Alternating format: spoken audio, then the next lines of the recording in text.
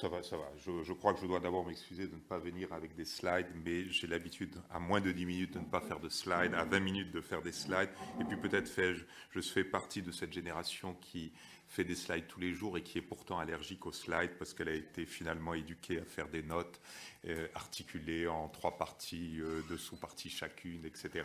Donc il y a peut-être un effet culturel, un effet de lassitude et je pense un effet de présentation.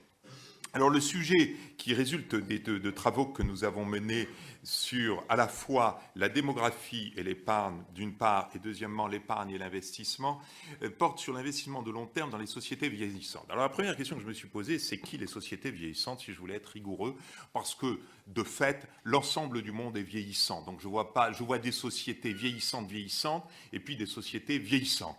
Mais je ne vois pas des sociétés rajeunissantes qui viendraient s'opposer à des sociétés vieillissantes ou des sociétés en état de stagnation. Donc je me suis un peu posé quelques questions, et finalement, par rapport à mes collègues, j'ai fait le choix de traiter l'ensemble des sociétés vieillissantes, c'était plus aisé, c'est-à-dire l'ensemble du monde. C'est aussi peut-être une des raisons pour lesquelles je ne pouvais plus vous présenter de slides, parce que j'aurais accumulé un ensemble d'éléments sur la démographie qui, bien évidemment, pouvaient être présentés très agréablement par slide, mais j'en aurais eu à peu près une vingtaine. Alors, il me semble que pour ce qui concerne l'investissement de long terme, il faut tout de suite dire qu'il y a 4 grands facteurs qui peuvent influer l'investissement de long terme. Alors, le premier, c'est la nature du système financier lui-même. C'est normal, si le système financier est efficace, s'il est transparent, à ce moment-là, l'allocation des ressources investies se fait correctement, l'information est parfaite et l'allocation est optimale et assure une rémunération des investisseurs absolument efficace. Vous avez un deuxième élément, c'est l'existence d'incitations publiques qui jouent un rôle important. Par exemple, en France, la fiscalité a joué un rôle déterminant dans l'allocation de l'épargne.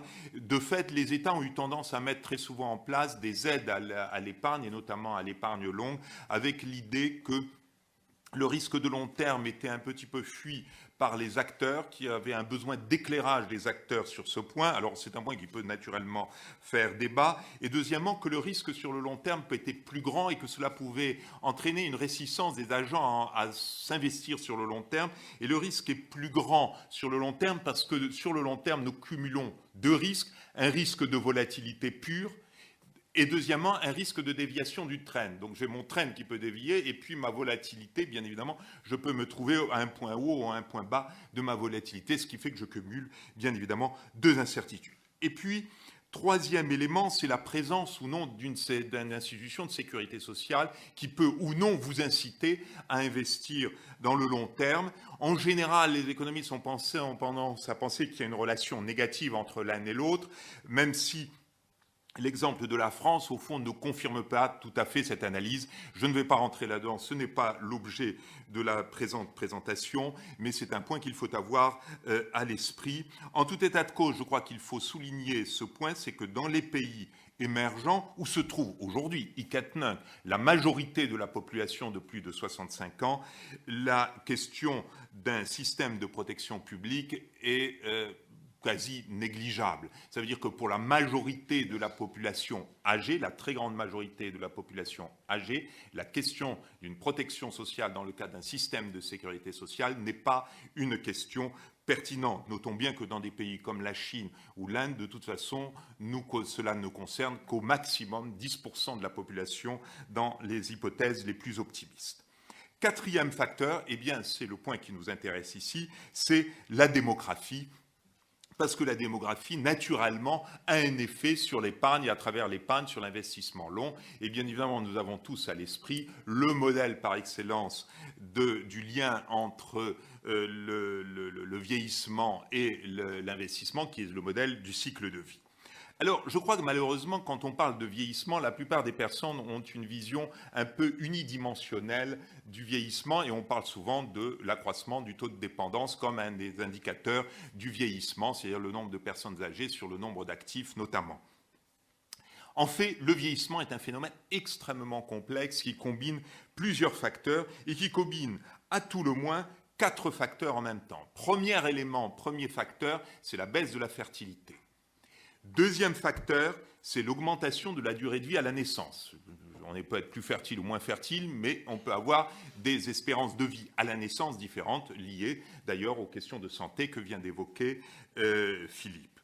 Troisième élément, c'est l'augmentation de la durée de vie durant la vie active. C'est-à-dire, au lieu de mourir à 40 ans, je meurs à 45, à 50 ans. Ce qui est intéressant, bien évidemment, parce que je dure plus longtemps, je consomme plus, mais je crée aussi plus de richesses. Et si j'épargne notamment avec une idée de laisser de l'argent à mes enfants, je crée un surplus qui peut être investi dans le long terme. Et enfin, troisième élément, c'est l'augmentation de la durée de vie aux grands âges, aux âges très élevés, c'est-à-dire à 80 ans ou plus. C'est un phénomène que nous observons depuis à peu près une dizaine d'années dans les pays les plus avancés. C'est-à-dire on pensait qu'il y avait une limite à la durée de vie qui allait tourner autour de 80-90 ans, qu'on tendait vers cette limite avec de la volatilité individuelle autour de cette limite. Ce qu'on est en train d'observer, c'est un déplacement de ce point limite vers le haut dans les pays avancés. Naturellement, ceci n'a pas la même signification en termes d'épargne, en termes de création de richesse, que l'accroissement de la durée de vie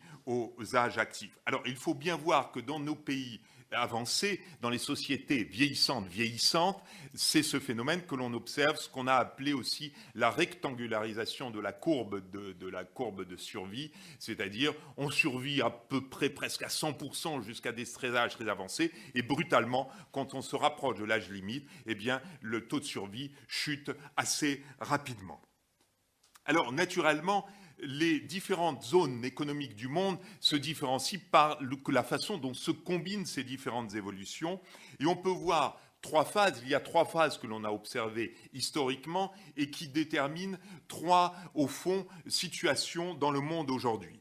Première phase, qui correspond à la première phase de la transition démographique, elle est centrée essentiellement sur la baisse de la mortalité infantile, avec éventuellement, accompagnée ou non d'une baisse de la fertilité, au début pas du tout, puis peu à peu par une baisse de la fertilité. Cette période-là est accompagnée d'une baisse de l'épargne, parce que la plupart des ménages doivent investir dans leurs enfants. On est dans une situation assez malthusienne, où il y a une grande difficulté à dégager un surplus. Au fond, ce qu'on observe aujourd'hui, c'est que l'Afrique se trouve au point de sortie de cette première phase de la transition démographique. Vient alors la seconde phase de la transition démographique qui combine deux effets majeurs, ce qui ne veut pas dire que dans la première phase, vous n'ayez pas aussi des effets d'allongement à des âges plus élevés, mais ce sont des effets mineurs par rapport au premier effet. Donc, seconde phase, elle combine la baisse de la fertilité avec l'arrivée à l'âge adulte des générations plus nombreuses issues de la baisse de la mortalité infantile. Donc elles arrivent, elles entrent dans l'âge d'activité et on commence à voir aussi l'allongement de la durée de vie des personnes, un petit peu d'allongement de la durée de vie des personnes en âge actif. Alors c'est une période qui est très intéressante parce que c'est elle où on fait vraiment apparaître un surplus, puisqu'il y a un allègement des charges des actifs qui est très très notoire. En plus, les actifs sont très nombreux et donc il y a une croissance de l'épargne qui apparaît et une croissance qui va tendre même à s'accélérer et qui détermine différentes phases dans différents points, dans différents pays émergents, avec les pays de type asiatique qui se trouvent à la fin de cette phase de transition et avec une épargne qui explose, certes due aussi à d'autres facteurs qui sont liés aux conditions de la négociation salariale. Et alors, on aborde la troisième phase qui correspond plus aujourd'hui à la toute fin éventuelle de la phase de l'émergence économique et à la phase qui correspond aux pays avancés selon les critères du FMI. C'est dans cette phase, nous avons un allongement de l'espérance de vie aux âges les plus élevés ainsi qu'aux personnes en retraite. C'est là que se concentre l'allongement de la durée de vie et beaucoup moins au niveau des enfants et au niveau de l'âge actif, même si là, on continue à observer néanmoins des avancées, mais elles restent marginales. Et durant cette période, on voit bien que l'épargne, la capacité à générer d'épargne sur des bases démographiques dans le cadre d'une épargne de cycle de vie devient bien moindre et on observe peu à peu, en fait, une stagnation du taux d'épargne et éventuellement une chute du taux d'épargne.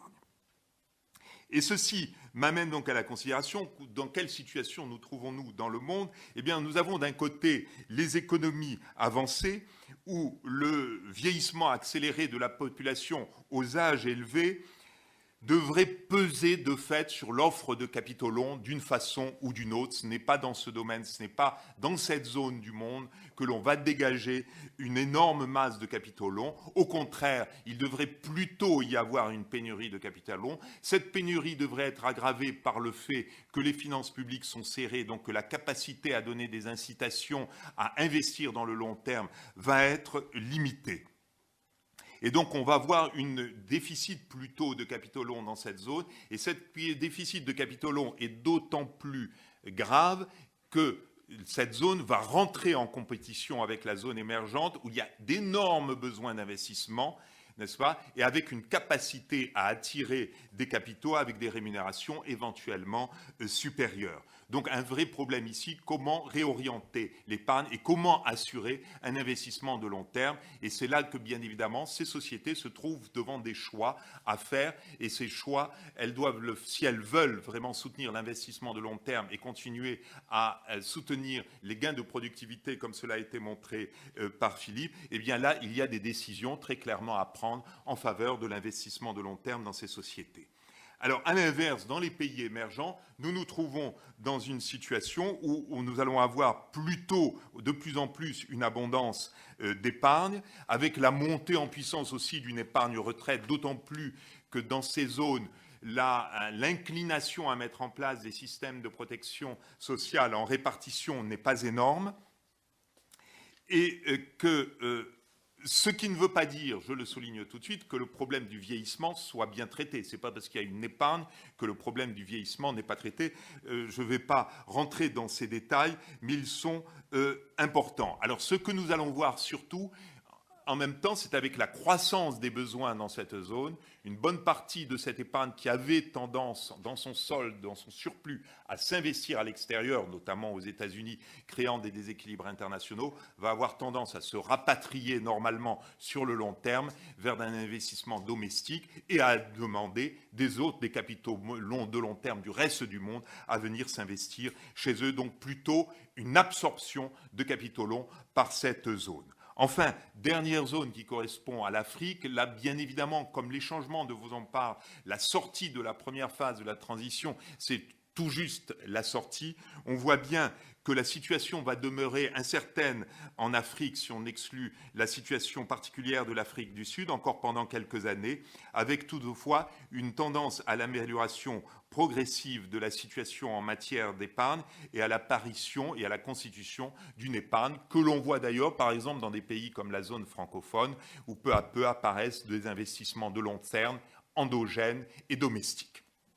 Voilà, si vous voulez, comment se font les liens, selon moi, aujourd'hui, au niveau mondial, entre démographie et investissement de long terme, avec les grands enjeux tels qu'ils peuvent apparaître dans les différentes catégories de sociétés vieillissantes, essentiellement les sociétés avancées et les sociétés émergentes, et peut-être demain l'Afrique. Merci beaucoup.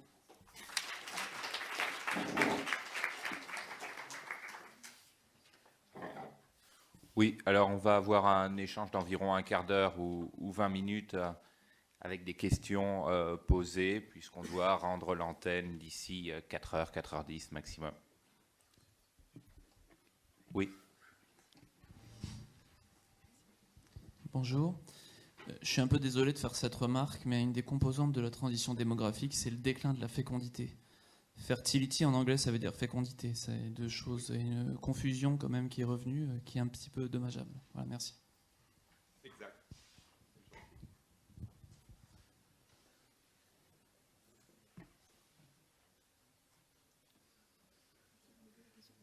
André.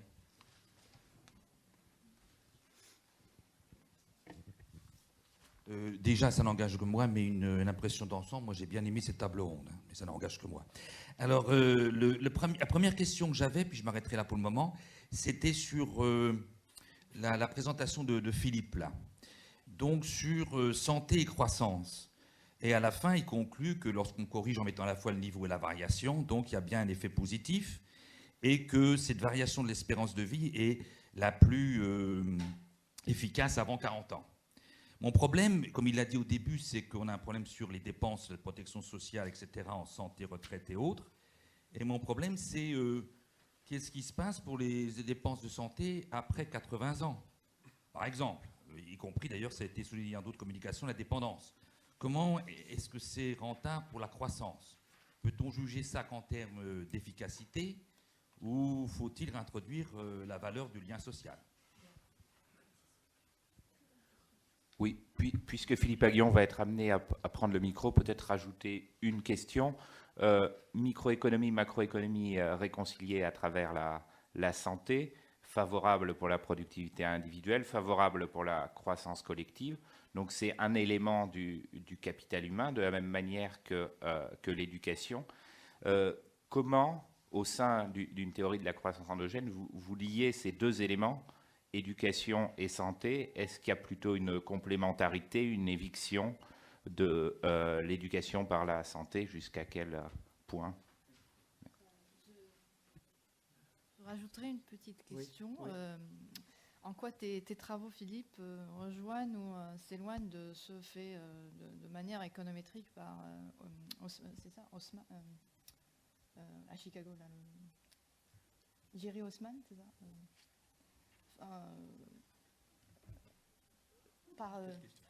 non, mais Il y a Haussmann au MIT. Je dirais, c'est pas d'accord. celui-là. Ok. Ce truc, je veux dire, les travaux qui étudient, on va les décrire, le niveau, c'est-à-dire si les enfants sont allés en maternelle plutôt que pas, etc. Est-ce que ça a une influence, etc. C'est Jerry Haussmann. C'est-à-dire des études plus. Ah oui, d'accord. Oui. D'accord. D'accord, Moi, je vais merci. commencer, puis peut-être Fabrice, tu veux commencer ou je réponds, commencer à répondre ou je fais une. Donc, non, de toute façon, absolument. Je crois que la santé, je pense que la santé a une valeur en elle-même, je veux dire. Mais je crois que c'était important quand même. C'est-à-dire que je pense qu'il faut être pour la santé, pas seulement parce que c'est bon pour la croissance du PIB. Je crois qu'on a un certain nombre de valeurs. On considère que, je sais pas, c'est éthique que voilà qu'il y ait on considère que c'est une des valeurs qu'on veut promouvoir. Donc ça, mais je pense que c'est quand même utile dans le débat de dire qu'en plus c'est bon aussi pour la croissance. Vous voyez, je veux dire ça. Le median voter, comme on dit, se déplace si vous arrivez à montrer ça. Je pense qu'il faut aller au-delà. Mais je pense que si on peut montrer qu'en plus ça crée de la valeur.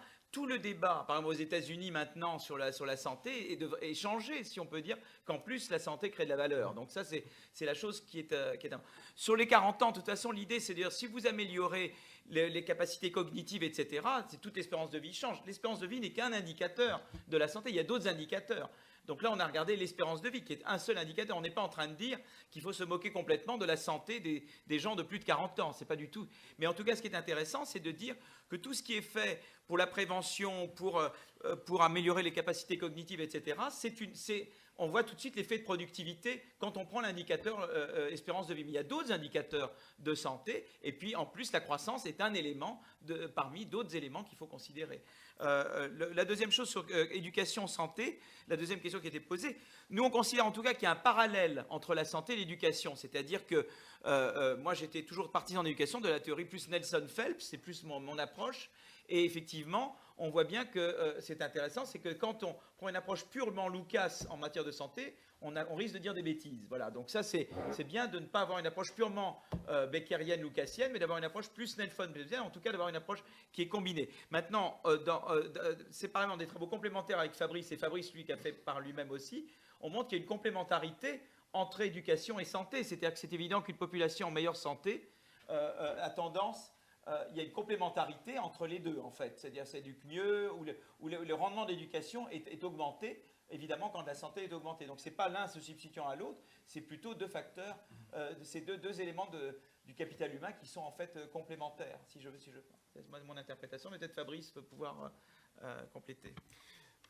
J'aimerais rebondir sur la question de la valeur sociale de la santé, la question d'André Masson.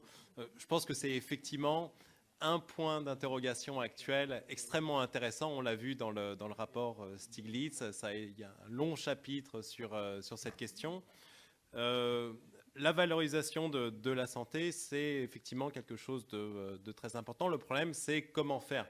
Quel va être le taux de change monétaire, l'équivalent monétaire de la santé? Alors, il y a énormément d'études sur les États-Unis, mais évidemment, cette valeur monétaire va changer suivant le type de société dans laquelle ces gains de santé prennent place. Elle va changer en fonction de l'âge. Donc, je dirais, il n'est pas évident de dégager un consensus sur ces études à la base de préférences révélées. Ce n'est pas quelque chose qui, me semble-t-il, fait consensus parmi les économistes. Mais je suis entièrement d'accord avec toi pour dire que c'est une piste de réflexion extrêmement intéressante. Un problème de lien qui fait que si personne ne se préoccupe du vieux de 85 ans, à la limite, on peut plus facilement le laisser tomber.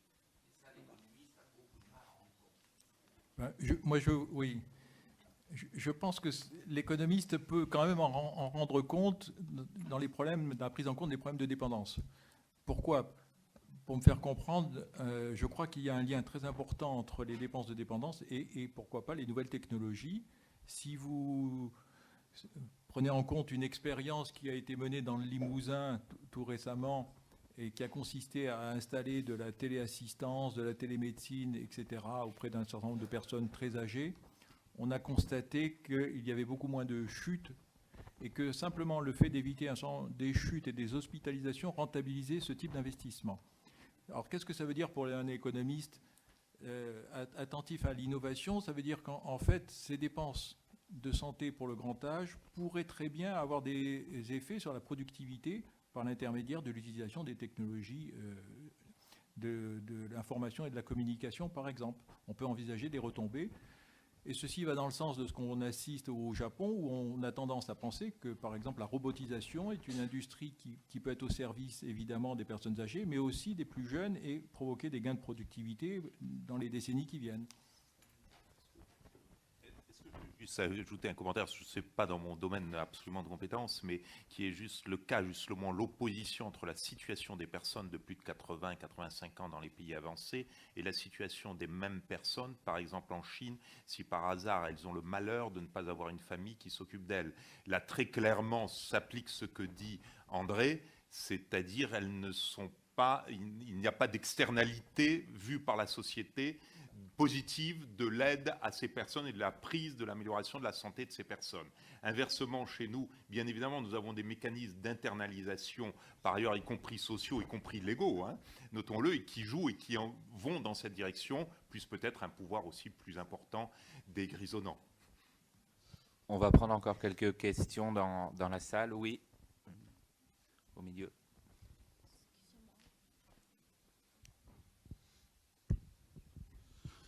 Bonjour, j'aurais une question à Mme Kettani qui tourne autour du sujet du capital risque et qui rejoint certaines réflexions qui viennent d'être exprimées sur la dépendance. Donc, en fait, vous avez évoqué que le capital risque pouvait avoir un effet tout à fait moteur dans des secteurs, notamment de la domotique et également de la santé, orientés sur les personnes âgées.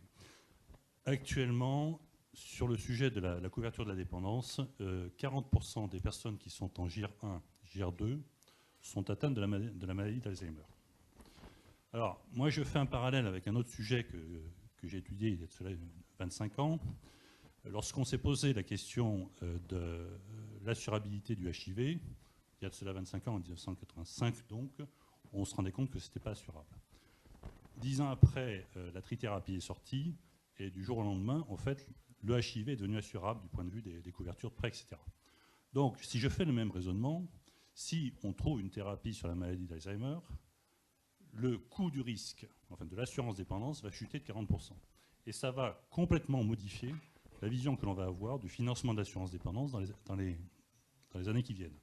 Donc, alors c'est une suggestion.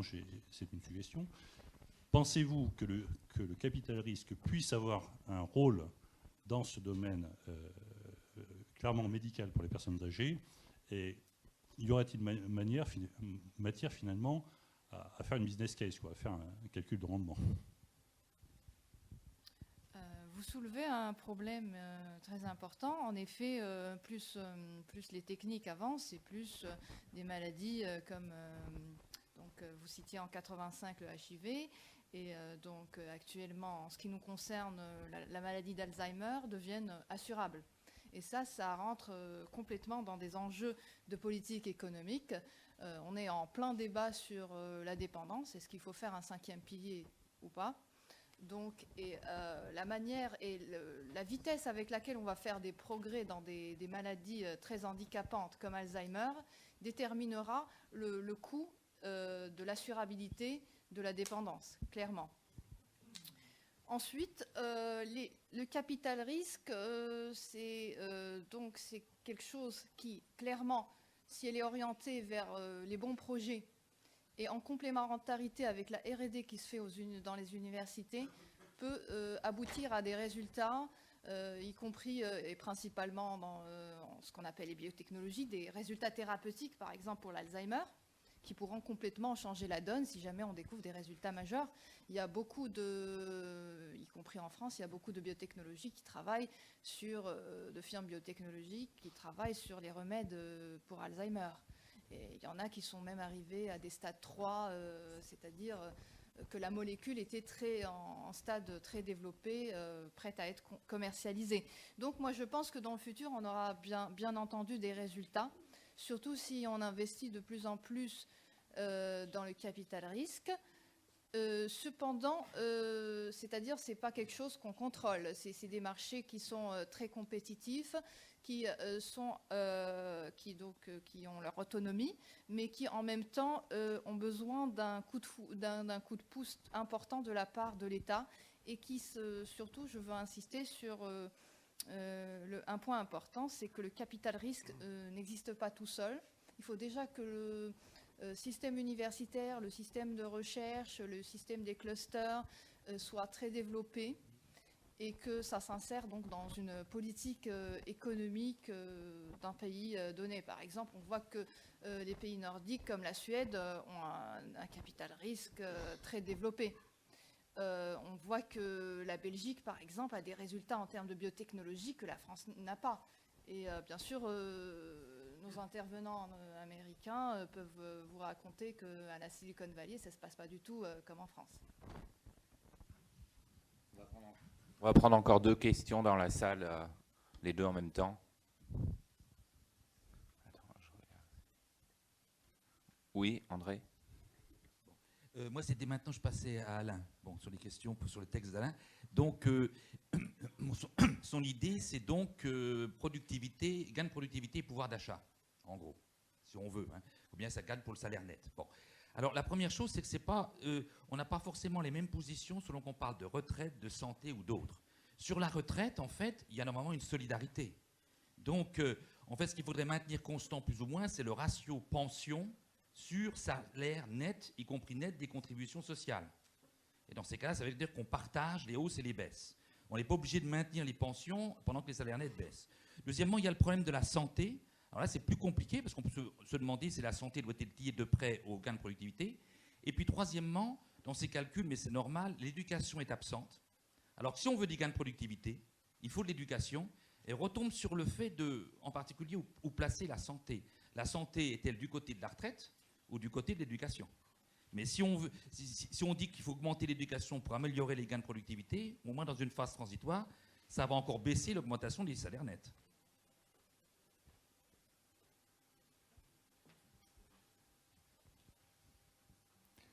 Pas d'autres questions? Bon, alors Alain, à toi la conclusion. Ou du moins, pour répondre à André, non, ce qu'on a fait, ce sont des projections très simples en supposant que le montant des prélèvements obligatoires, autres que ceux qui sont dus aux dépenses de santé et de retraite, était constant. Alors, ceci peut se discuter, bien sûr. On peut très bien imaginer qu'il faille investir dans l'éducation et que donc ceci va contribuer aussi, pourquoi pas, à augmenter les prélèvements obligatoires d'une certaine manière. On peut imaginer que le chômage va diminuer et que ceci permettra, pourquoi pas, de baisser les cotisations chômage et de baisser les prélèvements de ce type. C'est pour ça qu'on en était arrivé, nous, à la conclusion qu'il serait très intéressant qu'il y ait des simulations et des projections avec des scénarios faits pour les années de 2035, là où l'effet du vieillissement va être plus accéléré entre maintenant et 2035, et puis jusqu'à l'horizon 2050, comme ceci a été en partie fait pour les retraites. il nous semble dommage que les dépenses d'assurance maladie et les autres prélèvements obligatoires ne fassent pas l'objet de telles projections à l'avenir pour aider justement à ce type de choix qu'André posait.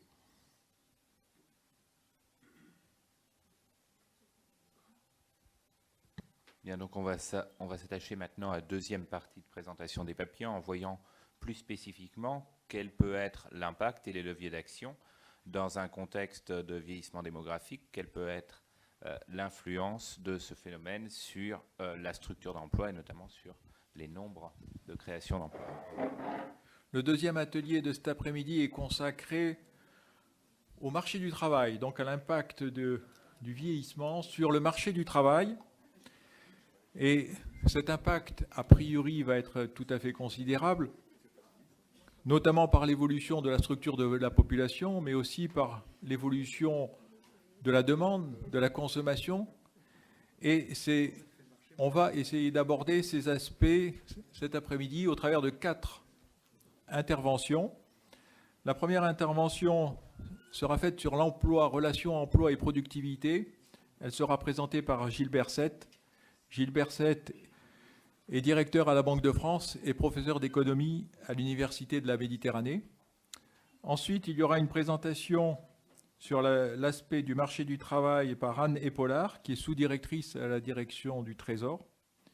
Puis une présentation sur l'effet du vieillissement sur l'emploi, présentation par Jacques Pelletan. Et pour terminer, une présentation sur les institutions et leur adaptation face à l'allongement de la durée de vie. Cette présentation sera faite par Didier Blanchet, qui est chef des études économiques, membre à l'INSEE et membre du corps, et chercheur associé à la chaire Assurance et risques majeurs.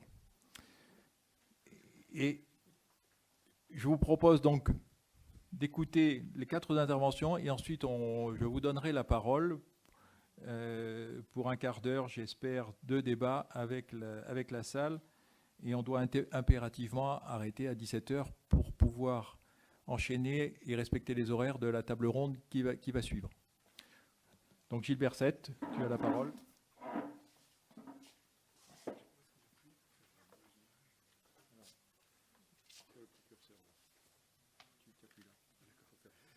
Bonjour, alors l'étude que je vais vous présenter, le travail que je vais vous présenter a été réalisé avec Renaud Bourlès et Anastasia Kozarenko. Et la question qu'on se pose est la suivante. Bon, on sait que quand il y a des modifications du taux d'emploi, eh bien le PIB par habitant, toutes choses égales par ailleurs, se modifie dans le même sens que la variation du taux d'emploi, simplement pas en proportion de la variation du taux d'emploi, dans une proportion moindre, c'est-à-dire qu'une variation du taux d'emploi eh bien, affecte la productivité avec un signe inverse. Il y a des rendements décroissants, en quelque sorte, du taux d'emploi. Alors, ces rendements décroissants du taux d'emploi viennent de quoi? Ils viennent de 2 choses.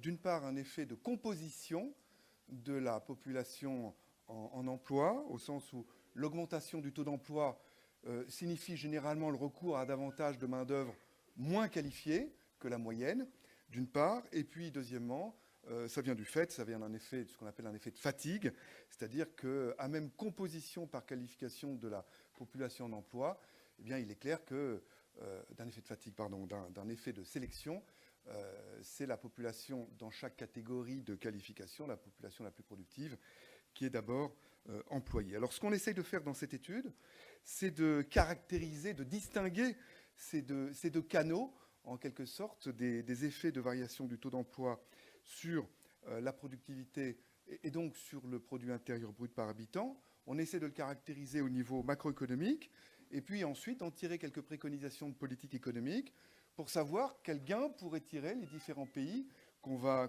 analyser de l'adoption des meilleures pratiques en termes soit de structure par qualification et plus précisément par éducation de la population en âge de travailler, soit l'adoption des meilleures pratiques en termes de taux d'emploi.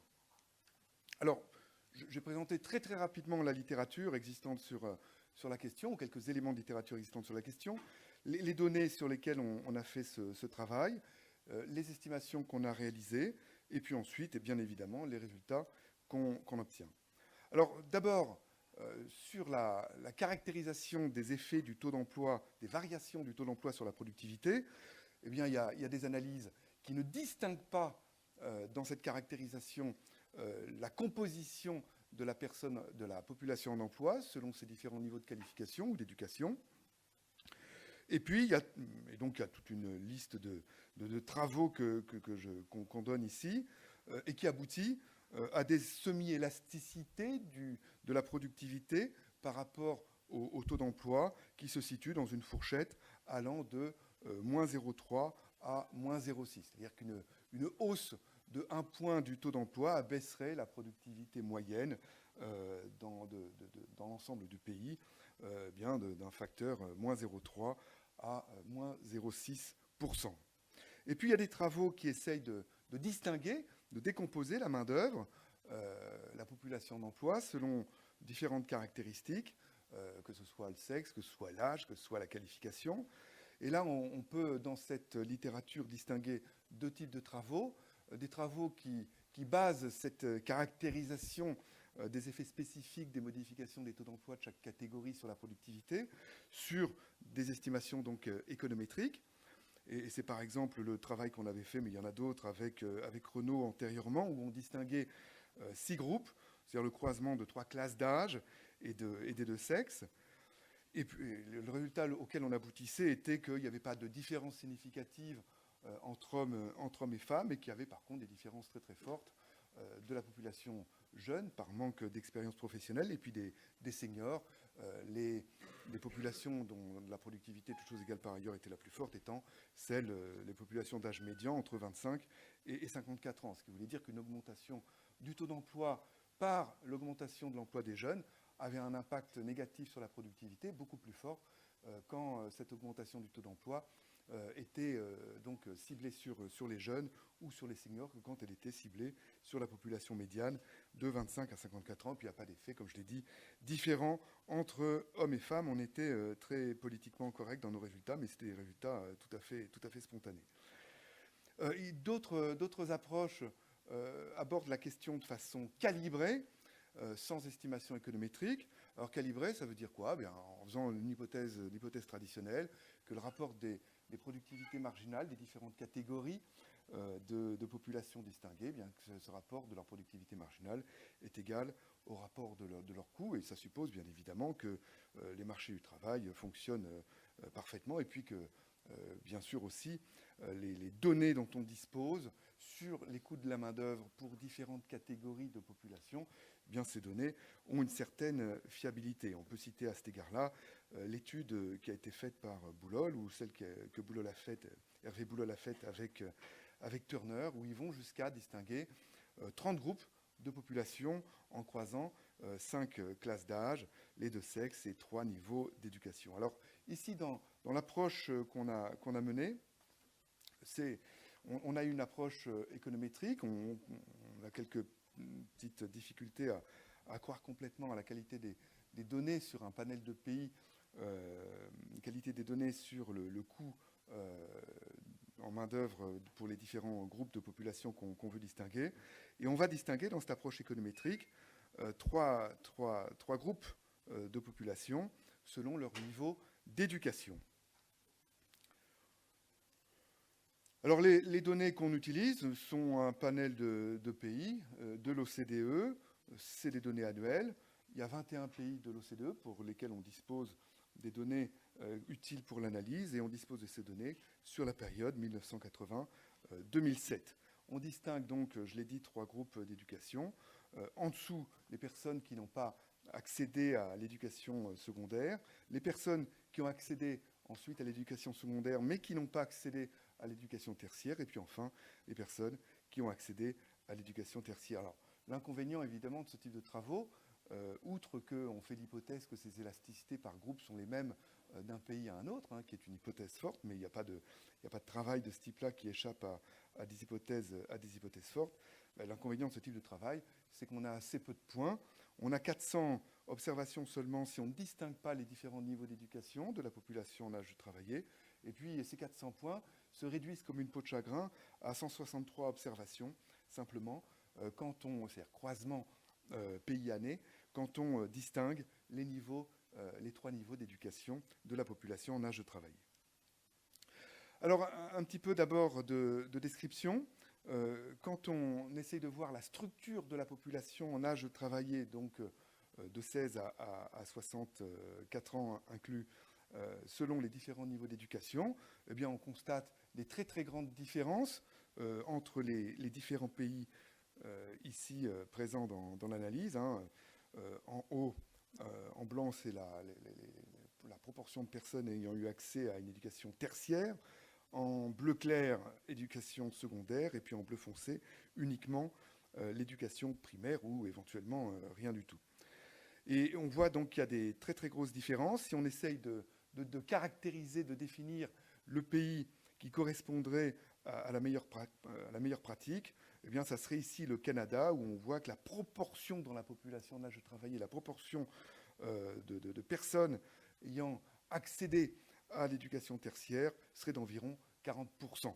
Alors, il y a d'autres pays, par contre, qui sont très très loin. L'Italie est à environ 10%, le Portugal est à environ 10%. Donc, vous voyez qu'il y a des différences quand même considérables entre les pays ici distingués. Ces chiffres-là sont donnés en coupe pour la seule année 2005. Si maintenant on regarde les taux d'emploi, c'est le graphique qui est projeté.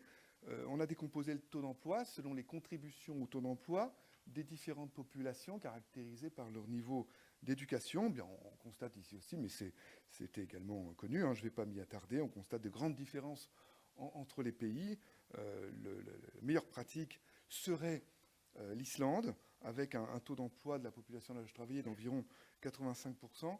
Néanmoins, compte tenu de la taille de l'Islande, qui est quand même très, très réduite, et pas des événements récents qu'a connus sur les 2 dernières années l'Islande, on n'a pas retenu ce pays pour caractériser les meilleures pratiques. Le pays qu'on a retenu pour caractériser les meilleures pratiques, c'est le pays qui vient juste après l'Islande, mais quand même assez loin derrière, à 75% à peu près, c'est le Danemark. Donc 10 fois plus, un petit pays, mais quand même 10 fois plus gros que l'Islande. Alors on voit des écarts quand même assez importants avec ici les pays, on voit qu'il y a des pays qui cumulent avec à la fois un défaut d'éducation supérieure dans la population en âge de travailler, l'Italie, et un taux d'emploi très très bas, l'Italie également, puisque son taux d'emploi frôle les 60%, mais est inférieur à 60% pour l'année 2005.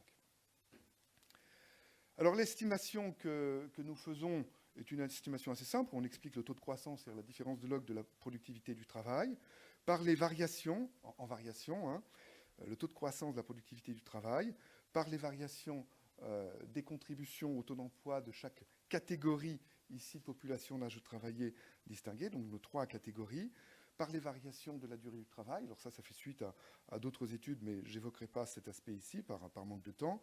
On essaie de prendre en compte la position cyclique, évidemment, des économies, par la prise en compte des variations du taux d'utilisation des capacités de production. Et puis, on essaie de contrôler par le niveau technologique du pays, ici représenté par la part de la production de TIC dans l'ensemble de la valeur ajoutée.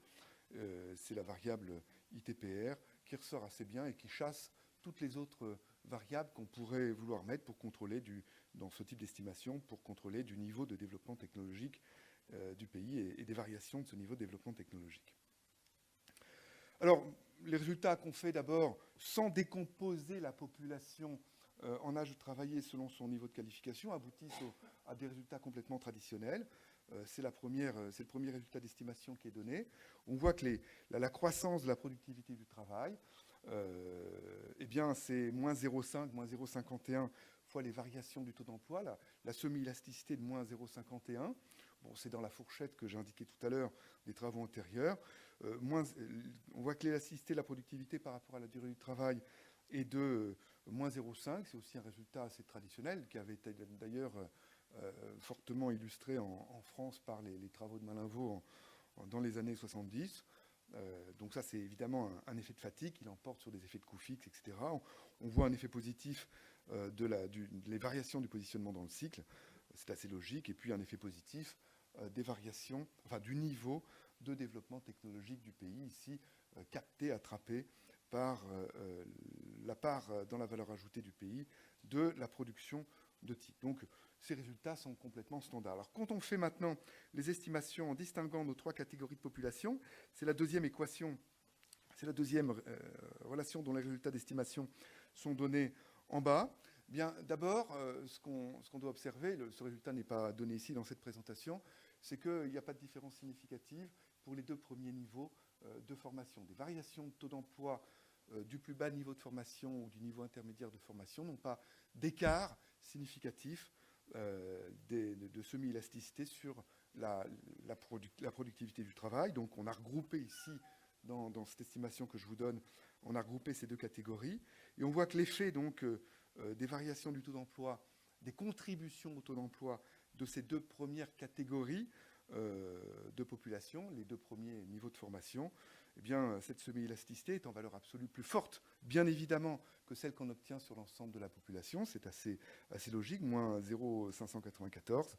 Et puis, on voit que pour la population la plus éduquée, ayant accédé à un niveau d'éducation tertiaire, on voit que l'effet est très faible, et d'ailleurs, il n'est pas significativement différent de zéro. C'est-à-dire l'augmentation du taux d'emploi du taux d'emploi global par l'augmentation du taux d'emploi de cette catégorie de population ne dégrade pas la productivité du travail. Alors sur cette base-là, eh bien, on peut calculer assez simplement l'effet sur le produit intérieur brut par habitant, toutes choses égales par ailleurs, du rattrapage pour chaque pays, des meilleures pratiques en termes soit de niveau d'éducation, soit de taux d'emploi. Les résultats qu'on obtient sont donnés ici pour l'effet du rattrapage des meilleures pratiques, de la meilleure pratique pour la structure éducative, c'est-à-dire le rattrapage du niveau d'éducation du Canada, qui est la meilleure pratique. C'est les barres qui sont données en bleu clair. Et puis on a quand même indiqué, puisque c'est évidemment des choses qu'on aime bien regarder, ce qui se passerait si on rattrapait le niveau américain, qui n'est pas le niveau des États-Unis, qui n'est pas la meilleure pratique. Alors on voit qu'évidemment, il y a des différences assez considérables entre les pays qui reflètent les écarts d'éducation que j'évoquais tout à l'heure, et des pays qui sont tout à fait à droite de ce graphique se singularisent eh bien, par des potentialités d'augmentation du produit intérieur brut par habitant considérables par le rattrapage, via le rattrapage des meilleures pratiques en termes de niveau d'éducation, puisqu'il y a plusieurs pays qui dépassent les 5%, qui dépassent ou qui sont proches des 5% donc de potentialité d'augmentation du produit intérieur brut par habitant. On fait la même chose du côté des taux d'emploi. On a le même type de représentation. Et du côté des taux d'emploi, on remarque aussi que les potentialités d'augmentation du PIB par habitant par le rattrapage de la meilleure pratique, ici définie par le Danemark, ou par le rattrapage du taux d'emploi américain, peuvent être assez considérables, d'un ordre de grandeur d'ailleurs assez comparable, si on oublie l'identité des pays, mais on voit que ça varie, ça peut aller jusqu'à environ 5 à 6%, et on voit que des pays, pour certains pays, on touche, voire on dépasse les 5%.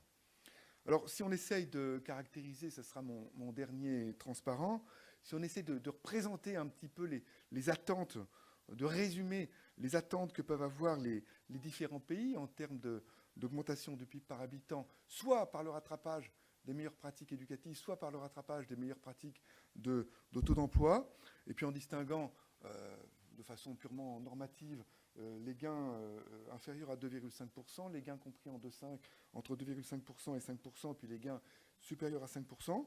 On a sur la ligne d'en bas, ici, de ce petit tableau, eh bien, les pays qui peuvent attendre beaucoup d'un rattrapage des meilleures pratiques en termes de taux d'emploi. Bien, parmi ces pays, on trouve la Belgique, la France, l'Allemagne, la Corée et l'Espagne, et puis on trouve également la Grèce et l'Italie. Du côté en colonne maintenant, les pays qui ont le plus à attendre du rattrapage des meilleures pratiques en termes éducatifs sont l'Autriche, le Portugal, la Grèce et l'Italie. Et puis on voit que les États-Unis singularisent par le fait que les attentes sur ces 2 tableaux, en quelque sorte, sont les plus faibles parmi le croisement de ces attentes, en tout cas, est le plus faible parmi tous les pays ici distingués. Voilà, je vais m'en arrêter là, mais il est clair, pour rester dans la logique des présentations d'aujourd'hui, que ces potentialités d'augmentation du PIB par habitant sont évidemment des potentialités de facilité de financement de la protection sociale.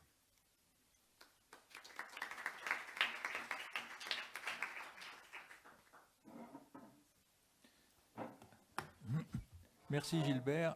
Anne Épaulard.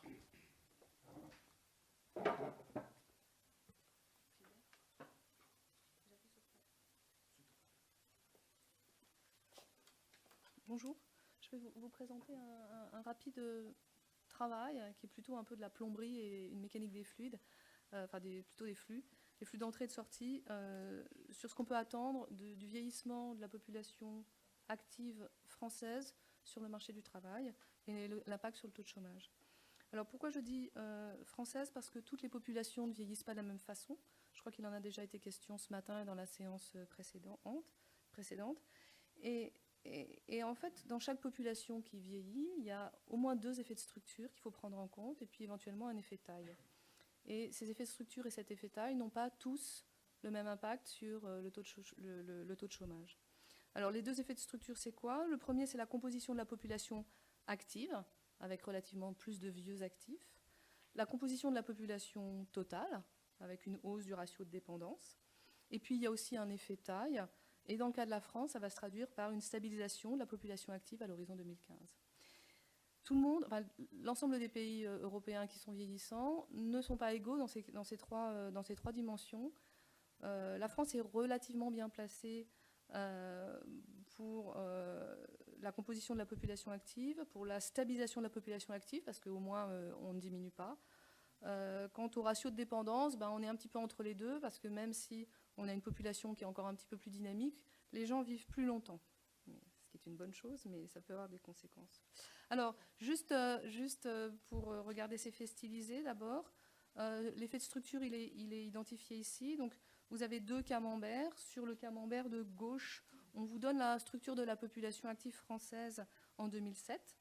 En vert, vous avez la part des 15-24 ans, c'était 9,4%. En jaune, vous avez la part des 55 ans et plus, c'était 12,2%. Et en bleu, c'était la part des 25-54 ans, qui était un peu supérieure à 70% en 2007. Que doit-on attendre de la structure de la population active en 2020 ? Alors, on va avoir une baisse assez importante de 4 points de la part de la population des 25-54 ans, qui en général sont ceux qui ont les taux d'emploi les plus grands et qui sont aussi les plus productifs. On va avoir une relative stabilisation de la part des 15-24 ans, des jeunes. Et puis on va avoir une hausse de 4 points de la part des 55 ans et plus. Et le graphique du dessous vous donne un petit peu l'évolution dans le temps de ces mêmes grandeurs de 1985 à 2020, mais ça dit à peu près la même histoire. Le second fait stylisé, c'est le second effet de structure, c'est qu'il y a une hausse du ratio de dépendance. Alors je me suis mal organisée avec mon graphique parce qu'en fait, je vous montre des courbes qui diminuent, parce qu'au lieu de calculer un vrai ratio de dépendance, j'ai mis plutôt un ratio de payeurs sur dépendance, donc j'ai mis le ratio des 20-59 ans sur les plus de 60 ans. Mais ce ratio baisse, il passe de 2,5, ça veut dire qu'il y a 2 actifs et demi par retraité en 2007, à quelque chose comme 1,9 en 2020 et en 2020. Et puis si maintenant on s'intéresse à la totalité de la population active, c'est-à-dire qu'on prend en compte non seulement les jeunes, les vieux, mais aussi les jeunes, on voit aussi que là on a une hausse du ratio de dépendance qui augmente, puisqu'on a de moins en moins d'actifs pour l'ensemble de la population. Ça, ce n'est pas nécessairement vrai dans des pays où le taux de fécondité est plus petit, parce qu'il y a beaucoup moins de jeunes et la France se caractérise par un taux de fécondité relativement élevé, ce qui fait qu'on a cette chose un petit peu surprenante que tout le monde n'a pas. Le troisième effet stylisé, c'est l'effet taille. Donc on va avoir une stabilisation de la population active.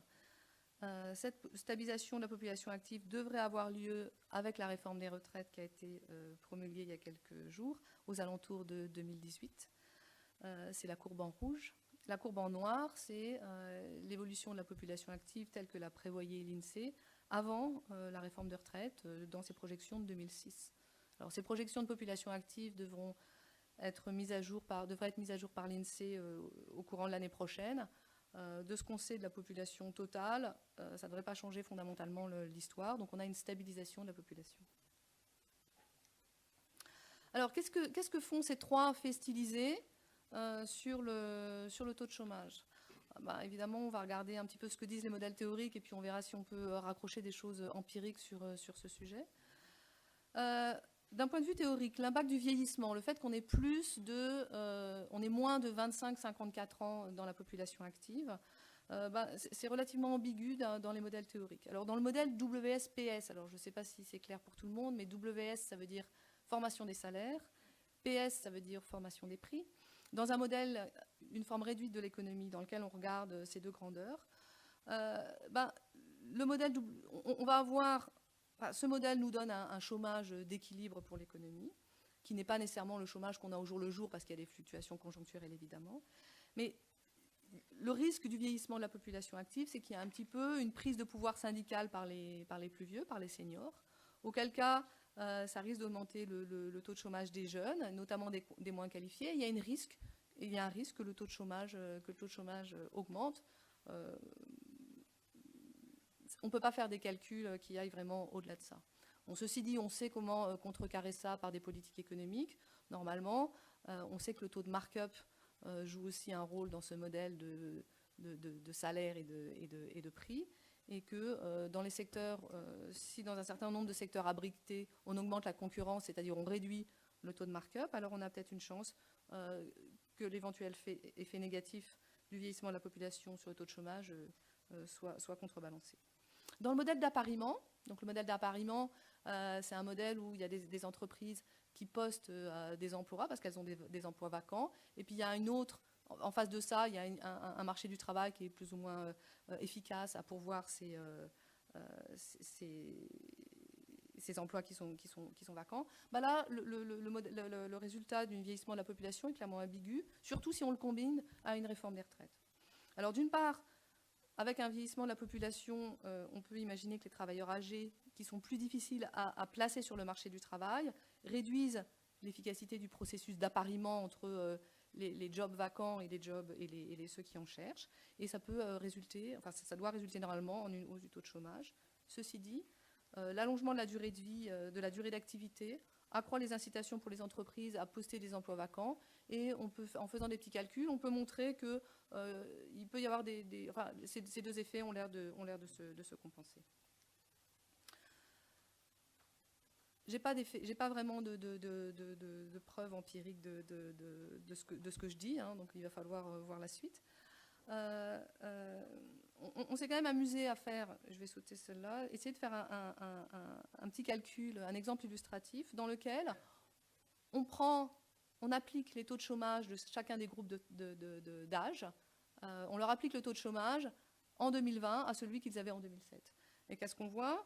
On voit que si on avait un taux de chômage agrégé de 8%, c'était le bon temps en 2007, avec un taux de chômage des 55 ans et plus qui était relativement faible parce que beaucoup en fait n'étaient plus sur le marché du travail, un taux de chômage des 25-54 ans qui était de 7%, puis un taux de chômage très élevé des 15-24 ans comme la France sait les faire. On voit que si on reproduit ces taux de chômage par structure d'âge de la population, on verra qu'en 2020, le taux de chômage lui-même ne bougera pas. Si jamais on regarde ce qu'il faudrait en termes de variation, on peut imaginer différentes compositions pour obtenir un taux de chômage d'équilibre de 7% ou de 6% à l'horizon 2020 avec la structure de population que l'on a. On va, sans grande surprise, l'effet, si jamais on veut baisser à 6%, il est probable qu'on va devoir faire un effort dans toutes les dimensions et sur tous les âges, y compris sur les 25-54 ans. Mais ça, c'est juste de la plomberie très, très simple. En tout cas, si jamais on fait ça, si jamais on croit qu'il y a des marchés qui sont segmentés pour les vieux, pour les gens d'âge moyen et pour les très jeunes, et qu'il y a 3 taux de chômage d'équilibre, 1 par population, on voit que le vieillissement de la population n'est pas de nature à changer durablement le taux de chômage. Finalement, l'impact du taux de chômage, on s'est intéressé aussi sur le deuxième effet de structure, qui est le fait qu'on a un taux de dépendance qui augmente. Là, les chiffres ne sont pas très heureux. Une hausse du taux de dépendance, ça veut dire, selon nous, ça va aboutir à une augmentation du chômage si jamais si jamais on est obligé d'augmenter le taux de prélèvement pour financer les transferts sociaux croissants. C'est peut-être ce vers quoi on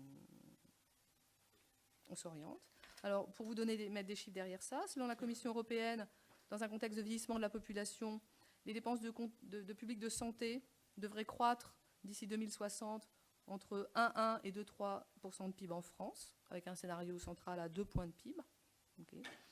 Et nous, on a fait de notre côté des petits modèles. En moyenne, alors ce n'est pas de la science exacte, mais ça donne quand même une idée, un point de prélèvement obligatoire en plus durablement, ça réduit en France l'emploi de 150 000 unités.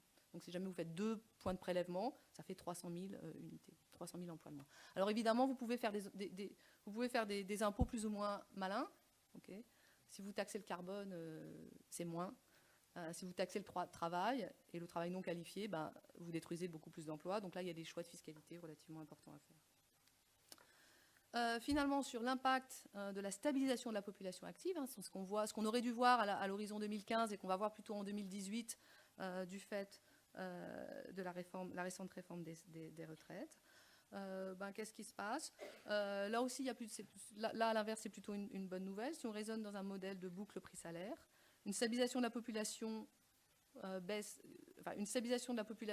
mécaniquement à court terme le taux de chômage, puisque au moins pendant une petite période, la population active va augmenter moins vite que l'emploi. On sera sur des dynamiques d'emploi plus rapides. Et donc, comme on sait qu'on ne peut pas durablement être très très loin du taux de chômage d'équilibre, il y aura des hausses salariales qui nous ramèneront un petit peu vers ce taux de chômage d'équilibre. Néanmoins, dans le cas que je crois vrai, dans lequel il y a des effets d'hystérèse, on peut espérer que le fait d'avoir une population active qui se stabilise permettra de diminuer légèrement le taux de chômage d'équilibre. Alors là-dessus, il n'y a pas d'évidence. Donc ce schéma, ce graphique représente en abscisse, vous avez le taux de croissance de la population active pour différents pays en moyenne entre 2001 et 2004. Et vous voyez que le taux de chômage en ordonnée n'est pas du tout relié à la variation de la population active. Bon. Le graphique pertinent, ce serait effectivement d'avoir plutôt le taux de croissance de la population active avec en ordonnée le taux de croissance du taux de chômage autour du moment où la population se stabilise. Ça aurait été une bonne idée de le faire. Je ne l'ai pas fait. Je vous laisse le soin de le faire chez vous. Ok, alors après, toujours un petit peu sur l'impact de la stabilisation de la population active. On a fait des petits calculs au Trésor pour savoir si on était capable d'absorber le surcroît de population active qui allait venir de la réforme des retraites. Et même d'aller au-delà, c'est-à-dire d'aller vers un taux de chômage qui serait en 2020 de 7%. Et donc là, qu'est-ce que vous avez? Donc, en 2010, on avait une population active d'un peu plus de 28 millions de personnes. On avait un taux de chômage de 9,5%, donc il y avait 25 490 000 emplois en France.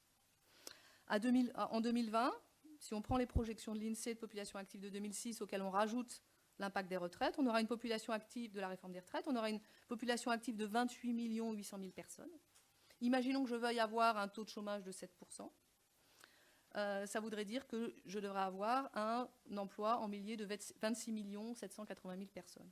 Ça fait combien? Ça veut dire que sur 10-11 ans, il faut créer, 9-10 ans, il faut créer 1 290 000 emplois. Est-ce que c'est faisable?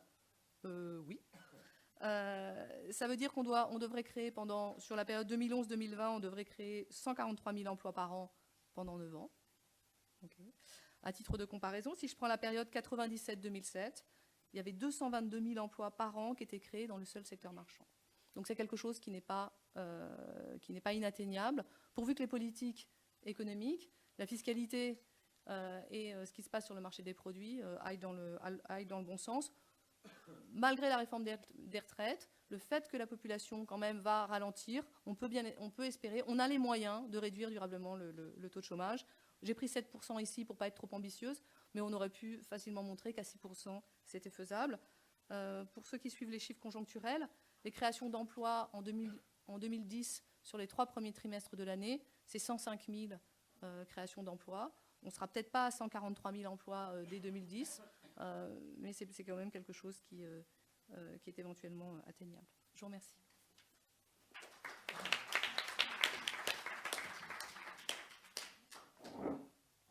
Merci. La parole est à Jacques Pelletan. Alors, je propose qu'on essaye de rattraper un petit peu le temps. Donc, 10 minutes, pas plus. Jacques. Volontiers.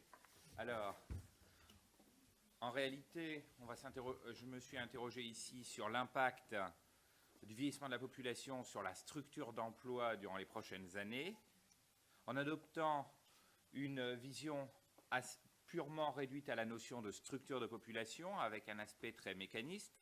Et la question à laquelle je voulais tenter de répondre, c'était de savoir si les emplois créés par le vieillissement de la population, notamment dans le secteur de la santé et des services à la personne, allaient être capables de compenser ce que l'on perdait dans l'industrie. Parce que l'on dit quand même plus que de raison que les emplois créés pour les services à la personne ont de grande qualité, c'est de ne pas être délocalisables, ce qui laisserait quand même un petit peu sous-entendre que ça peut remplacer ceux qui ont été délocalisés ou issus de la désindustrialisation.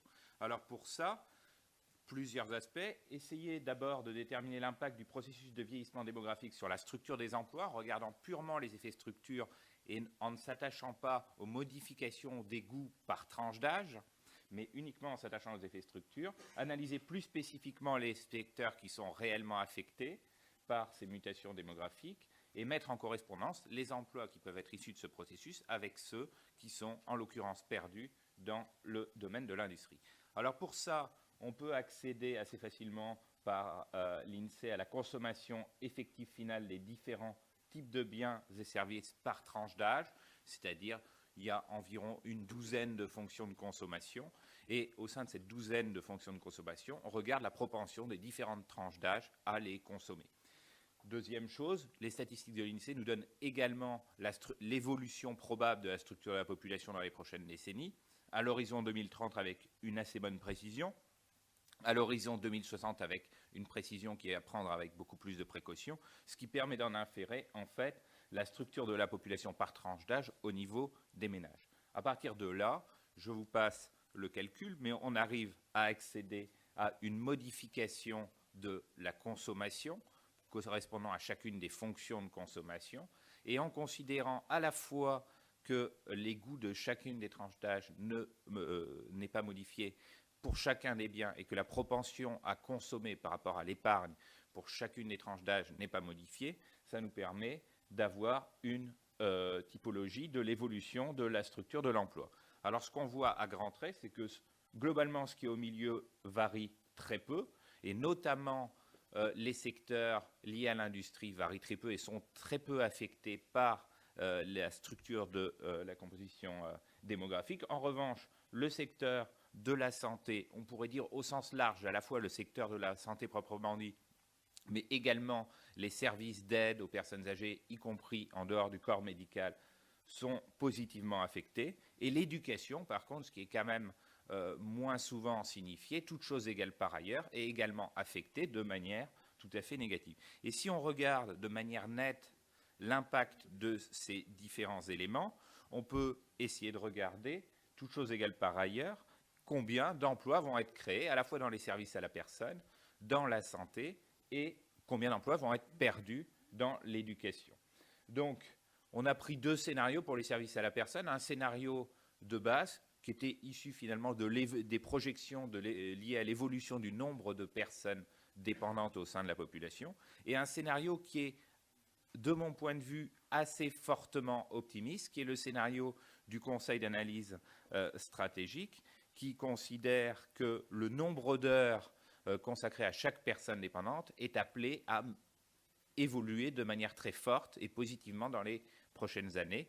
Et ça suppose effectivement que les personnes les plus âgées l'acceptent et en aient envie d'avoir plus de personnes qui s'occupent à plein temps d'elles et qu'il soit possible, du point de vue à la fois des finances publiques et privées, de le financer. Alors, avec ces deux scénarios, on a des créations nettes d'emplois en comptant que les modifications de structure vont avoir un impact négatif sur les emplois dans l'éducation, qui est assez faiblement positif à l'horizon 2030. On peut parler sous un scénario de base d'environ 100 000 emplois. toutes choses égales par ailleurs, avec un scénario très optimiste d'environ 400 000 emplois. À l'horizon 2060, évidemment, on a plus, parce qu'il y a plus de personnes dépendantes, parce qu'il y a un secteur de la santé assez nettement plus important. Mais là encore, les précisions sont à prendre avec des pincettes. Alors, si on essaie d'analyser dans quelle mesure on peut mettre ça en regard avec la perte d'emploi dans l'industrie, en fait, on sait qu'il est assez difficile de mesurer la désindustrialisation. Alors, il y a quelques années, on avait fait un travail avec David Flasher qui nous donnait 3 périmètres à prendre en compte pour l'industrie. Un premier périmètre qui était le périmètre classique de la nomenclature des activités.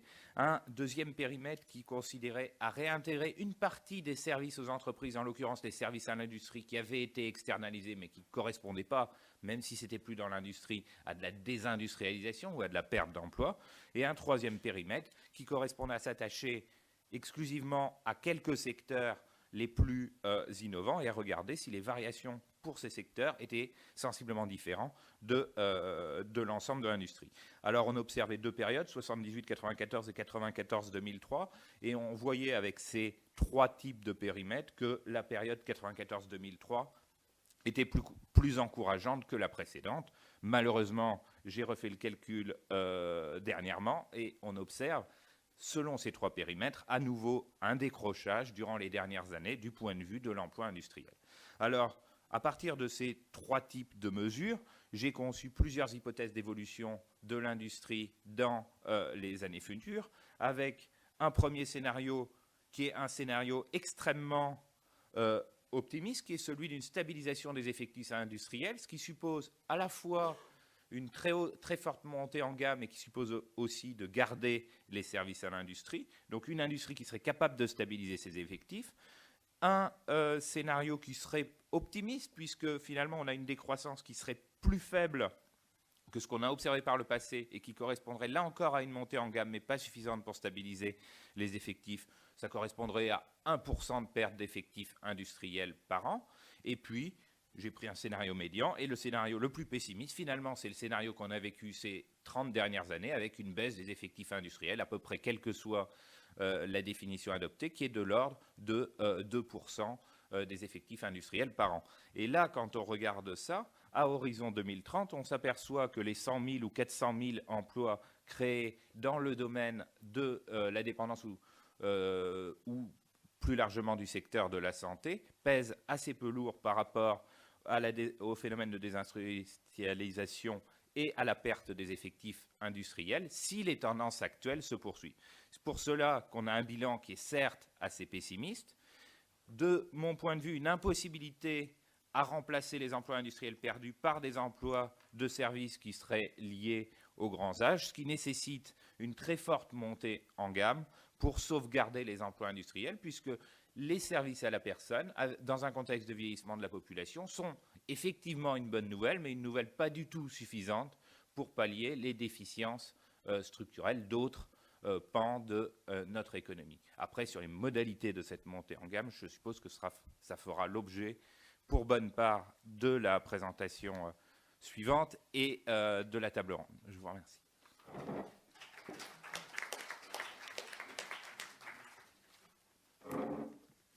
Merci Jacques. Dernière intervention, Didier Blanchet.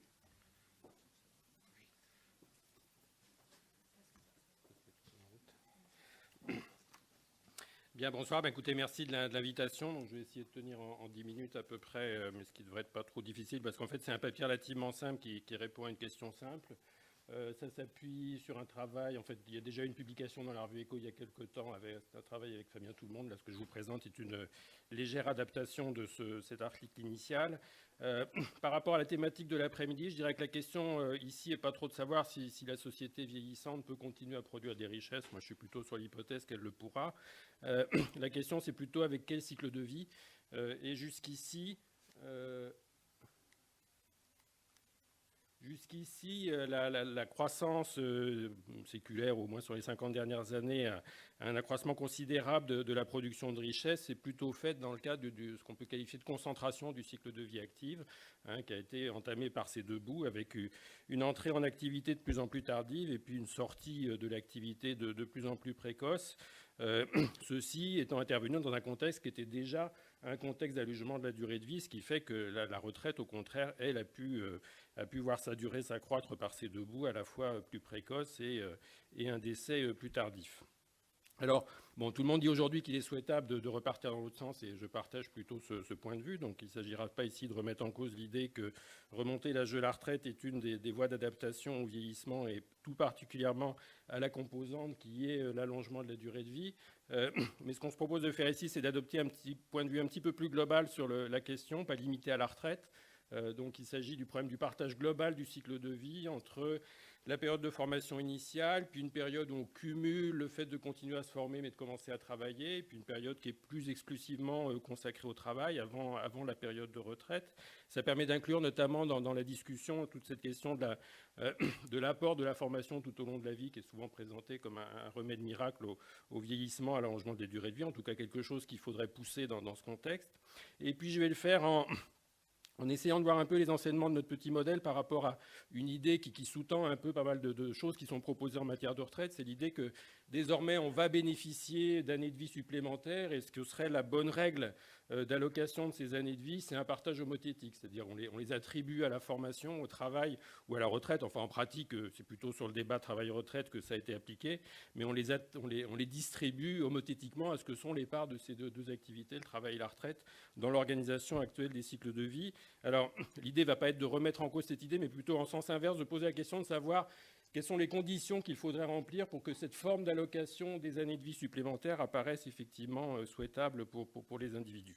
Alors, ce sur quoi on s'appuie, c'est un modèle de cycle de vie assez banal, en fait.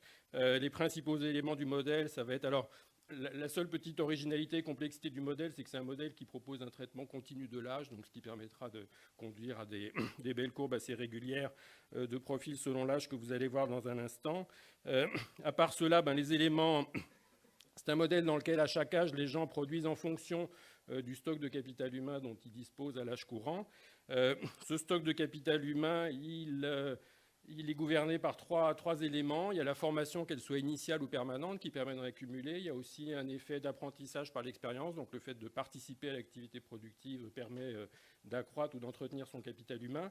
Et il y a ce qui va jouer un rôle important, comme on va le voir, un taux de dépréciation exogène, et qui lui-même sera supposé, alors pour que le modèle produise des résultats un peu réalistes, mais cette hypothèse est plausible, on a supposé que cette dépréciation avait tendance à s'accélérer avec l'âge.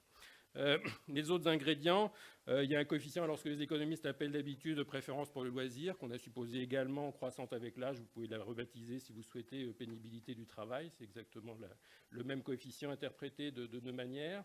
Et puis, alors ce qui me paraît important dans le cadre de... Ce qu'on va faire, c'est de la statistique comparative. On va comparer des régimes permanents correspondant à différentes configurations démographiques ou économiques, et de la statistique comparative, donc entre des États a priori très éloignés dans le temps, disons aujourd'hui et 2050. Et donc, sitôt qu'on veut faire ce genre de comparaison à travers le temps, il apparaît important d'introduire le fait que les individus ont des normes de consommation qui sont variables. Je veux dire, quand on se projette à très long terme avec des progrès de productivité, il est difficile de penser que quelque part les normes de consommation ne réagissent pas à ce genre de changement. Alors, avec ce modèle, on est capable de rendre compte de profils types. Alors effectivement, les courbes sont plus lisses qu'elles ne le sont dans la réalité.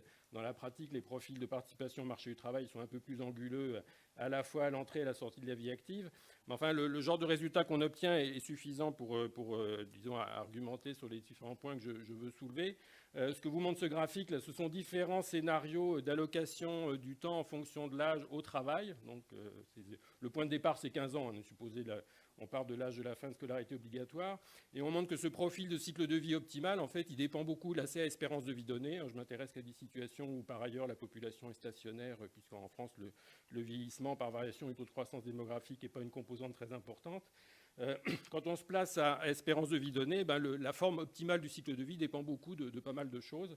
Alors, en particulier, si on est globalement plus productif, on travaille moins, c'est pas surprenant. Si inversement la norme de consommation s'élève, il faut travailler plus, c'est pas surprenant non plus. Je crois que ce qui est plus intéressant à faire ressortir sur ces graphiques, c'est la courbe qui est la plus endodane, qui correspond au profil optimal de participation au marché du travail, dans un modèle dans lequel on a supposé que la dépréciation du capital se faisait à rythme relativement accéléré, enfin plus accéléré que dans le scénario de référence.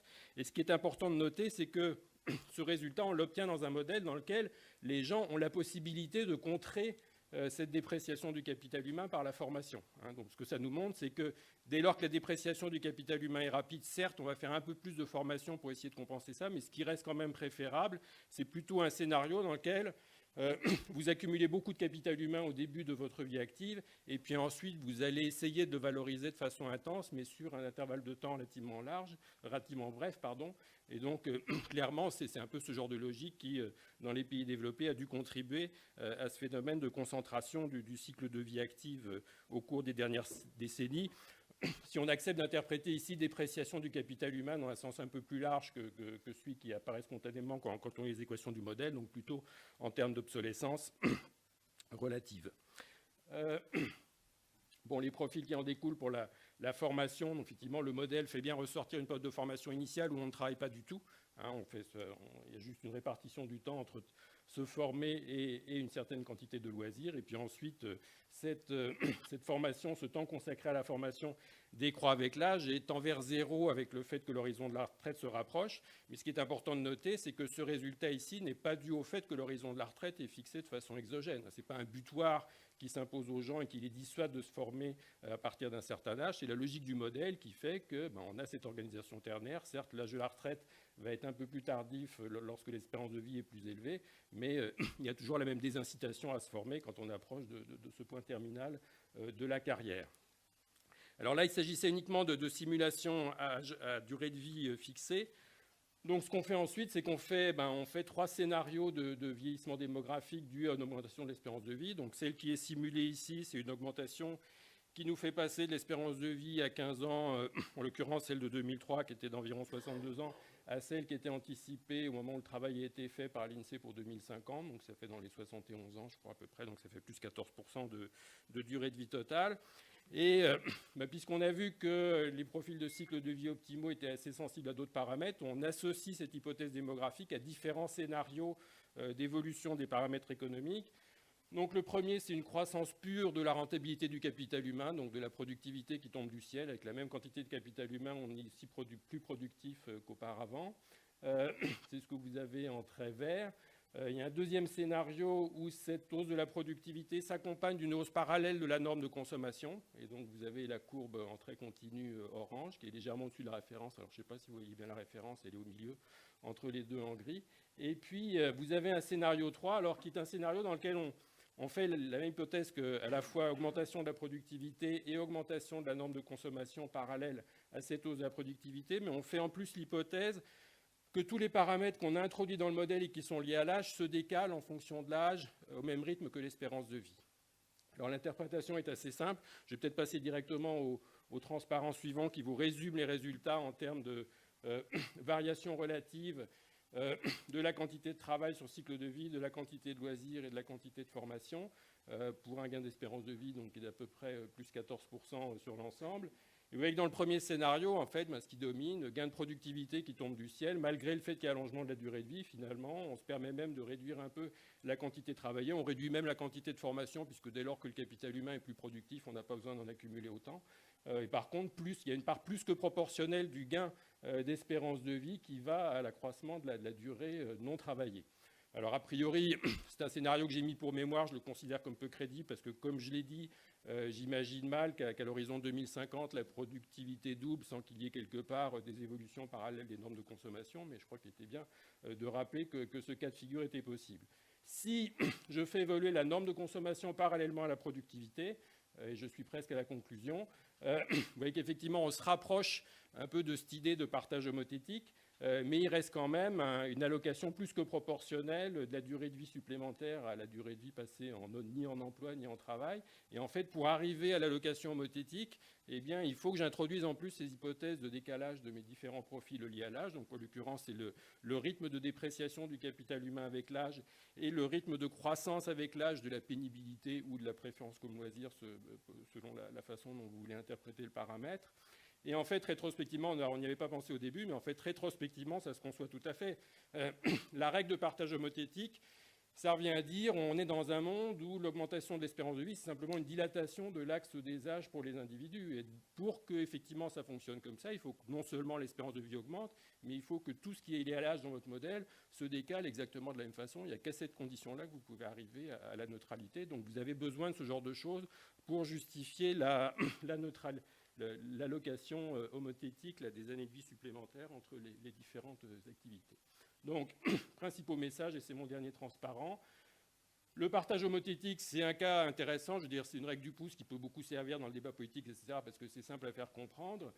Mais si on veut en faire une norme, il y a quand même besoin de politique accompagnatrice. Le fait que dans le modèle, il y ait de la formation tout au long de la vie ne suffit pas à faire apparaître cette solution comme optimale. Il faut aussi qu'il y ait des choses qui décalent les autres paramètres liés à l'âge d'une façon plus ou moins parallèle à la hausse de l'espérance de vie. On retrouve un peu la tension qu'on a eue dans les débats sur la retraite. Il y a des gens qui disent en matière de retraite, les gens devraient uniquement se positionner par rapport à leur horizon de vie, mais en fait les gens se positionnent à la fois par rapport à un horizon de vie et puis par le cumul des années qui sont derrière eux. Et il y a un peu des fois une tension entre l'incidence de ces deux compteurs calculés à partir de points de référence différents. Bon, le rôle des aspirations de consommation, je n'y reviens pas. D'autres questions. Alors, je dois avouer, quand j'avais commencé à réfléchir sur ce modèle, c'était un peu à une autre époque, mais donc c'était à l'époque de la réduction du temps de travail. Je m'étais un peu posé la question de savoir, dans une optique de vieillissement, d'allongement de l'âge de la retraite, si on pense qu'il continue d'y avoir de bonnes raisons à réduire la durée du temps travaillé sur cycle de vie, est-ce qu'il n'y a pas une logique à plutôt allonger, avoir plutôt un modèle de cycle de vie dilué où la durée de vie active est plus longue, mais cette vie active serait moins intense. En l'occurrence, cette piste-là ne ressort pas très bien dans ce modèle et encore une fois, à cause de la force de cet élément de dépréciation du capital qui crée une incitation à essayer de valoriser le capital humain rapidement et de façon relativement intense. Et puis, dernier point, alors là, le modèle, je l'ai plutôt utilisé comme un modèle d'optimisation sociale, disons, pour un individu représentatif. Je crois que c'est aussi un instrument pour réfléchir aux disparités intragénérationnelles, parce que tous ces paramètres qui affectent la structure du cycle de vie optimal, ils vont différer énormément d'une catégorie d'individus à l'autre. Donc il y a des individus dont le capital humain se déprécie rapidement, donc il y a toute la question de la pénibilité, des politiques de retraite anticipées pour ces publics. Et puis il y a une question importante qui est celle de l'espérance de vie. Et en fait, c'est un peu normal des espérances de vie différentielles. C'est un peu normal que ça revienne assez en force dans le débat. Si vous êtes dans la logique de dire, de poser la question de l'allocation des années de vie supplémentaires qui sont apportées par le passage des générations, c'est un peu normal de vouloir poser simultanément la question de l'allocation des années de vie supplémentaires qui sont apportées par le fait d'être dans un milieu social plus favorisé. Et une question qu'on a pu un peu négliger dans une époque où le système de retraite était globalement de plus en plus généreux, revient naturellement en forte lumière, sitôt que le système devient plus restrictif. Et je crois que la prochaine réforme des retraites ne pourra pas éluder ce point. Voilà, je vous remercie.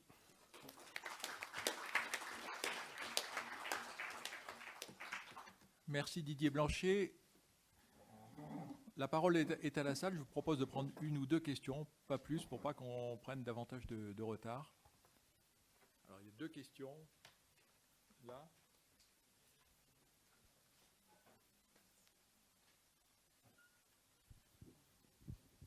Deux suggestions, plus que des questions. L'une pour Gilbert, l'autre pour Anne. Tu as parlé de quantité d'éducation. Je crois qu'il aurait peut-être été possible de regarder également l'aspect de la qualité de l'éducation, puisqu'on sait que celle-ci diffère de façon assez radicale entre les pays. Ce qui aurait été peut-être possible de faire, ça aurait été d'interagir tes variables de niveau d'éducation avec cette fameuse variable d'Anouchek de qualité de l'éducation sur l'ensemble de la période, voire même de construire toi-même tes indices de qualité en prenant par exemple les dépenses par étudiant et par niveau d'éducation. Voilà, ça t'aurait peut-être donné des résultats plus fins au niveau de... on a tendance à penser que l'effet négatif de la participation sur la productivité moyenne sera d'autant plus faible que la qualité de l'éducation est élevée. La deuxième remarque pour Anne sur vieillissement et marché du travail, la question, je regarde particulièrement la question du chômage dans mon emploi actuel à l'OCDE, et ça m'a donné, ce que tu as présenté m'a donné deux idées. Alors, on pense effectivement qu'il y a des effets démographiques structurels sur l'augmentation du chômage de longue durée. Hein. Aux États-Unis, il y a un article récent qui montre que la moitié de l'augmentation du chômage de longue durée est due à des effets démographiques, plus de femmes, des travailleurs plus âgés. La suggestion qui me vient à l'esprit, ça aurait été de régresser finalement le taux d'entrée et le taux de sortie du chômage sur ces variables démographiques. C'est relativement facile à faire. Est-ce que c'est quelque chose que tu as en tête ou que tu penses regarder à l'avenir? Merci pour ces commentaires. Je vous propose d'en discuter pendant la pause et puis peut-être de prendre une dernière question. Monsieur. Oui. Je ne crois pas que les femmes soient moins productives que les hommes. La baisse de la productivité, tout le monde dit qu'elle arrive à partir de 52 ans pour les hommes. Si jamais en couple, les femmes sont moins productives, c'est qu'elles sont moins payées. Donc si on mesure la productivité par le salaire, c'est pas qu'elles sont moins productives, c'est qu'elles sont victimes de discrimination. Et puis elles ont un peu souvent moins accès à l'éducation. Donc il ne faut pas mêler les femmes et les vieux, c'est deux choses différentes.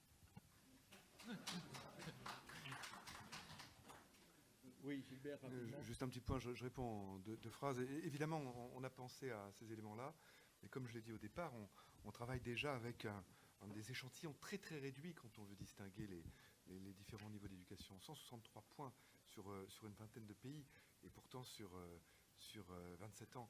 Donc voilà, c'est ça qui nous a complètement limités.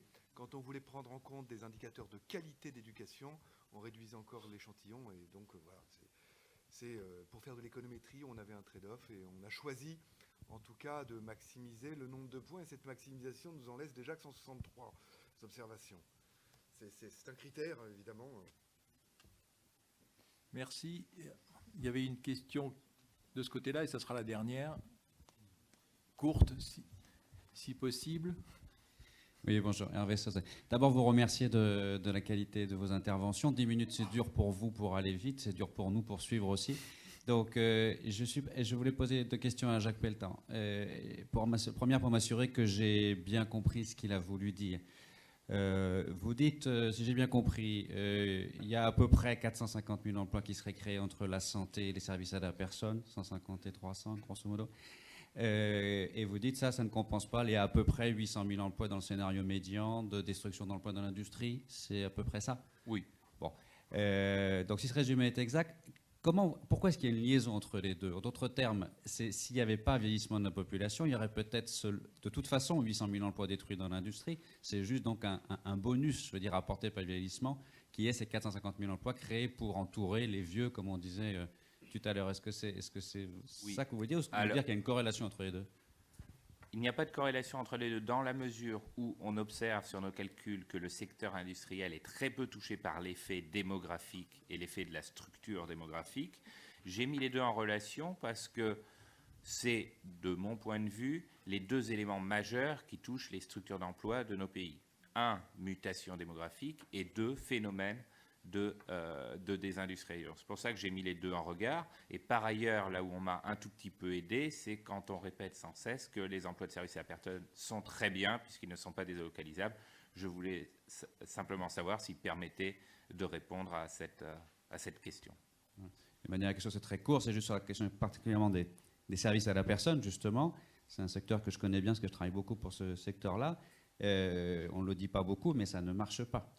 Et je pense que vous le savez, vous, comme économiste, c'est-à-dire que les spécialistes du vieillissement, le secteur des services à la personne fonctionne encore beaucoup aujourd'hui en économie, comme on appelle ça, enfin, en français, travail au noir, beaucoup plus que dans une économie organisée pour des tas de raisons, de coûts, de qualité de service, etc. Parce qu'on n'en reviendra pas là. Mais c'est un peu inquiétant, je trouve, de voir que les gisements d'emplois qui semblent naturels, pour entourer et faire du lien social au-delà quand la famille est plus capable ou parce qu'il y a moins d'enfants aujourd'hui pour entourer des personnes âgées, on n'arrive pas à trouver un modèle économique qui crée véritablement les 500 000 emplois que Borloo avait pensé pouvoir viser quand il a créé les 13 plateformes de services à la personne, de donner 2 millions d'euros à chacun, ce qui a servi strictement à rien.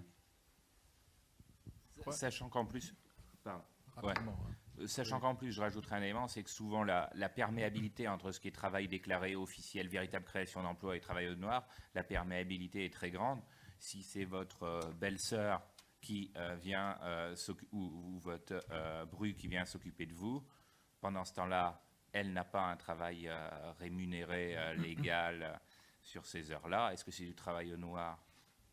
Est-ce que c'est de la création d'emploi? C'est assez difficile de...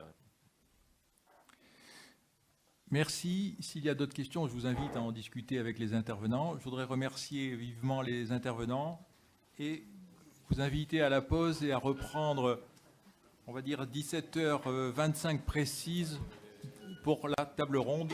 Et j'espère que vous y participerez. Merci.